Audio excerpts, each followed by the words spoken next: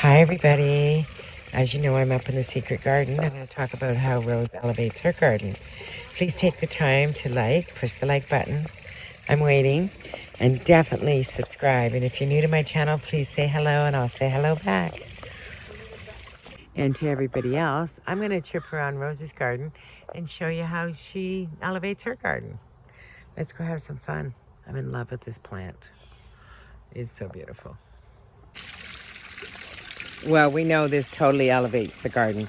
There's not even a dispute with this. But let's face it, it was an old grand piano turned into a fountain. So that's recycling, reusing, reducing. And look what she got out of it. Pretty fabulous, right? So I'll show you all the things in her garden that's elevated her garden to the next level too. This arbor definitely is one. She has tried to grow roses up, but for some reason they just don't want to take. This is the arbor from back here. The little stained glass window on the door here with the little basket underneath it elevates it. The little lady that says welcome. And of course the little bird cage. There's another little bird over here that's elevating the garden again. And she painted it out blue because it was just a rusty little birdie. The lantern I don't believe was cheap, but it does work and it is a real lantern. And she's had it for years. That used to be my easel in my garden, in my old house.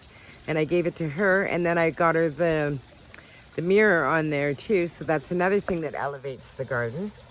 The art, well, that's from the Dominican Republic. When she was visiting me, I took her to an art place and she purchased that. And then she came home and stretched it onto a board, coating over it so, it can be weathered, right? And she's had that, 5 years now? So 6 years maybe? Going on something like that. So those are things that elevate her garden. The flamingos, another pop of paint. But those little things that peek out are what really elevate the garden. So look for things at thrift stores or at the side of the road, or somebody's giving it away, or a piece of art that's on a canvas that you can put a seal coat on it, things like that. Okay, I always say it's the little things that elevate your garden, not just the beautiful flowers.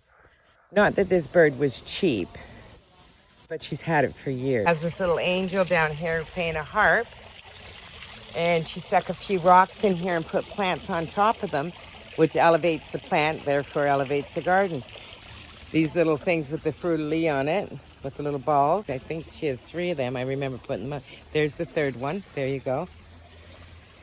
And again, she has a little yellow structure back here that's just peeking through, but it's another pop of color.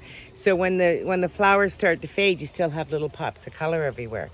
I tell everybody, elevate your garden with little things, right? I used to have a really beautiful garden, and then I went away. So now my garden's not so beautiful, but I'll get it back. This, of course, is everyone's favorite feature. But this is work, too. This is work. You have to shrink wrap it in the winter and all the rest of it. So as pretty as it is, it's a lot of work. We live in a cold climate. I'm going to take you around and show you some more stuff. A little bird feeder here. Okay, we have a little cherub baby over here holding a birdie. And we have 2 little fairies.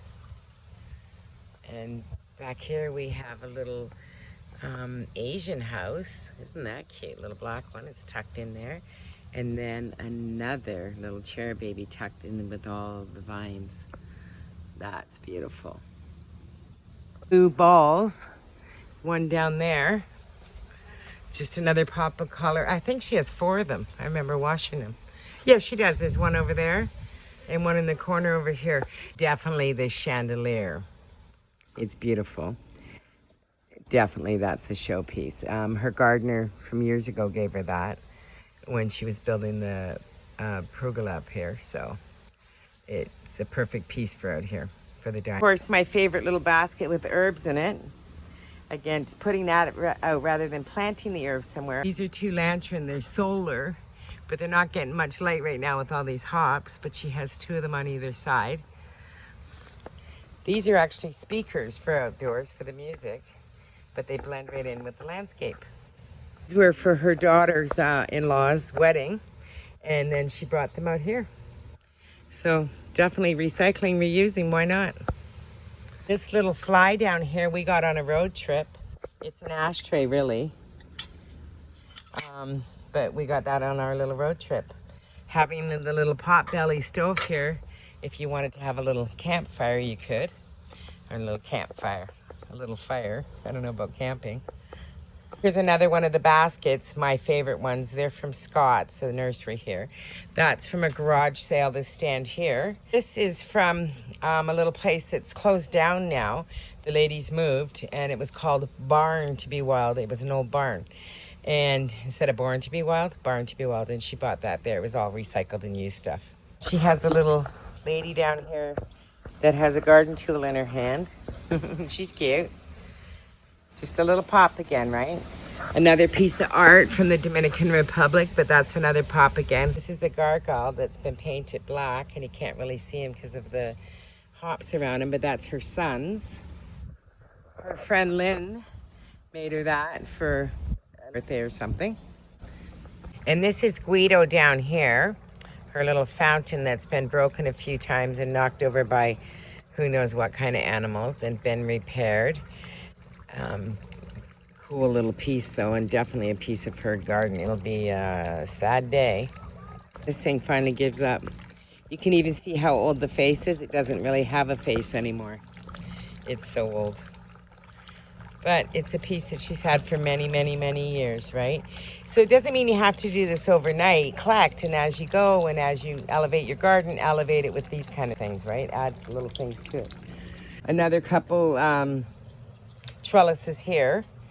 I don't know what she's growing on them, if she's growing anything. And of course, another fabulous piece of art. Okay, the arbored gate definitely makes the garden.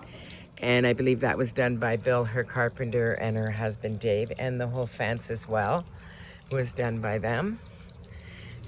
Beautiful, isn't it pretty? I love that picture.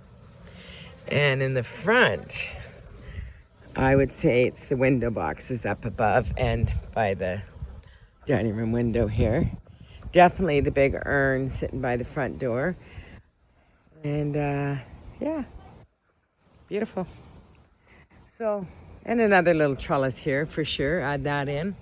Those are all little extra things that, you know, you add in, right? But most of their stuff she has in the back. These hinges, they're ornate. They only cost a few dollars more than the regular ones, so you might as well buy the ornate ones. Oh, and I forgot to show you two other trellises, which I'll show you now. No, I didn't even realize Guido was sitting on a fish. I didn't even realize he was sitting on anything. Anyways, and then of course the lighting outside. She's got lighting on all the posts. And under the stairs there she has lighting as well. And I'm just gonna show you the other couple trellises. And these trellises, well, we have a law in Canada, you can only go so high with your fence, or in Ontario, I don't know about Canada. So they built these trellises here, which blocks out, not to be rude, the neighbors, right? Not that she's being rude and doesn't like her neighbors, it's just another way to make her garden special, especially with the vines growing up. Okay, I'm gonna close this. We're gonna go have dinner. I'm gonna show you that. Sexy times all the time. Please like and subscribe. Thank you. We got Chad down here cleaning up the garden. Gotta love it. I'm at Put Roses, as you know, I'm at the Secret Garden, and Rose is making dinner, of course, and she's laughing for some reason. We're making dinner. Okay. So we're making potatoes, russet potato wedges in the oven. So we have fresh rosemary. Pause there. We have fresh rosemary, and we have garlic, and we have salt and pepper and smoked paprika. And on top of that, I'm going to throw some freshly grated Parmesan cheese. And then I'm going to mix it all with some olive oil. And put this all in the oven. And put this all in the oven. I'm going to do these around 400 because I want them nice and crispy. Okay. And then I wanted to show you, when you're barbecuing sausage links, I cut mine down the middle so they lay flat. So on the opposite side of where you're going to cut them, just make little scores in the casing. That way they don't curl up on the barbecue. There you go. So we're having sausages on a bun and potato wedges and Ontario corn on the cob. And the corn on the cob is over here. Rose peeled it outside already. And I brought up my cherry crisp that I made from my cherry tree. So yeah, we're eating as usual, not much food, right? It's all good. Sexy times to be a little chubby. Anyways, Marilyn Monroe is a little thick, right? Turned out beautifully. That paprika on there is definitely a game changer for sure.